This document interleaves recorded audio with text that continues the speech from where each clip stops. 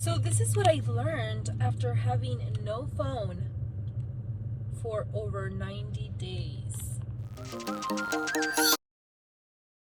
Well, before anything, I can't believe I survived. So at first, I realized that I was definitely in autopilot. Kept looking for my phone, and I realized that, oh yeah, I don't have one. Honest, the first times that I went out without a phone, I felt free because, I don't have a phone. How can I text you? How can I call you? I learned that it was okay to not have internet everywhere I would go. But instead, I used my time very, very wisely. During my break, instead of catching up with social media during my break, I would actually record YouTube videos. Or I would show you, or I would actually read. Yes, read. Like, who am I? The story I've been telling myself since that teacher that made me read in front of the whole class.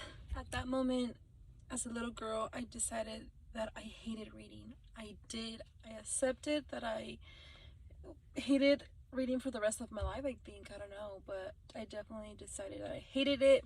But silly me, I still love learning. So then I grabbed a book.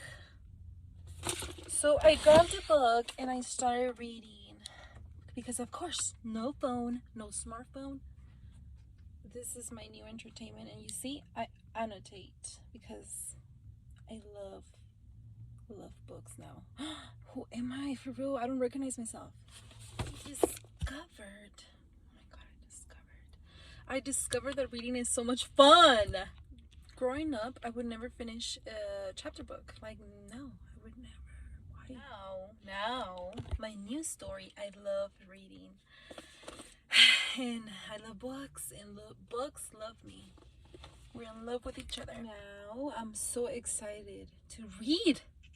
Like, to actually read. And all of this thanks to no phones for those 90 days. Also, during these 90 days, I would actually notice that people are definitely addicted to their phone.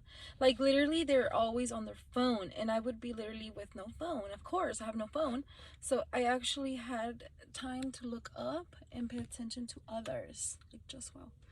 I think maybe in the past, maybe I never did pay attention to others. Did I? I don't think so, because people, seriously, like, for example, I went to get my nails done and everyone there was literally on their phone. But just observe next time you go out and everyone is literally on their phone.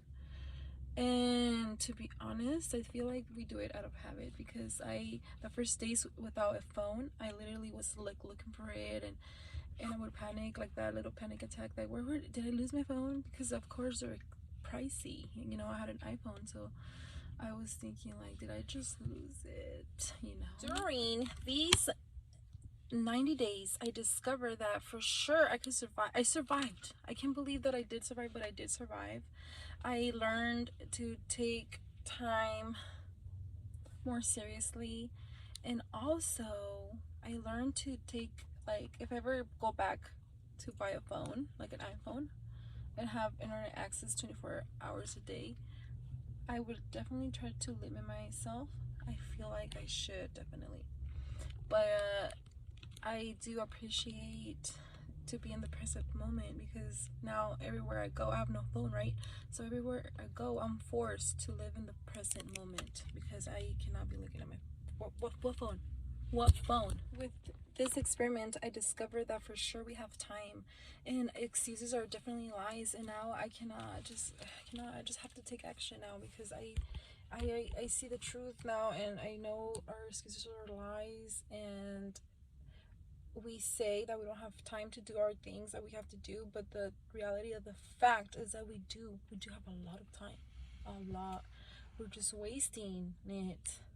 Okay, we all have 24 hours in a day.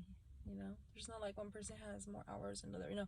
So then, are you gonna waste your time, or are you gonna what are you gonna do? Of course, having a phone, I was forced to actually learn and know my stuff, because before, if I had a question, for sure, all I would do is just Google it, of course. And even people, if I had a question, people would be so rude and be like, Google it. And I'm like, you